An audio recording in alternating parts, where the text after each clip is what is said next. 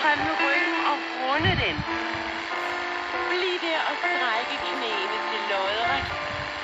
Løft så ryggen op igen og hvil hænderne.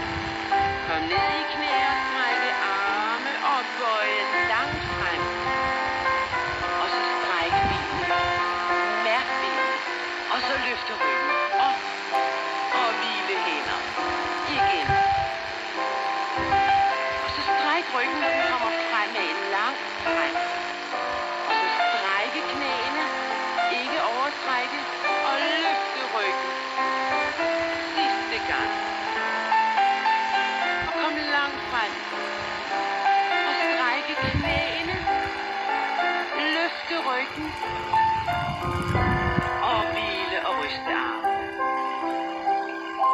Det er vigtigt at have knæene lodrette. Mange overstrækker knæledene. Nu skal de arbejde med et ben ad gangen. De sætter en fod frem foran kroppen med tåen i gulvet. Den samme fod tilbage, bagud og et ekstra gang tilbage, frem i midten af byen.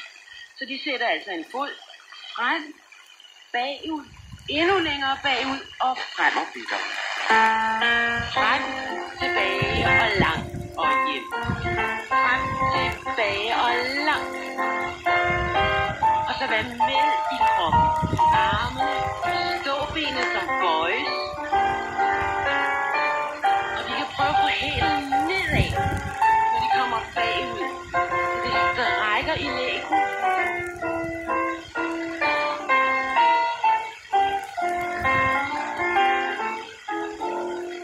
Nu skal de så ned og sidde på gulvet. De skal ned og træne bagside og arme. Så bøj benene, sæt fødderne i gulvet og støt med armene lidt bag ved kroppen. Og bøj albuerne her. Fingerspidserne lidt ud.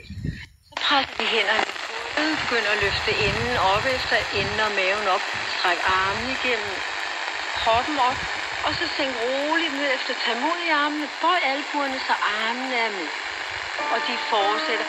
De løfter langsomt op og strækker igennem. Sænker albuerne. Er de med?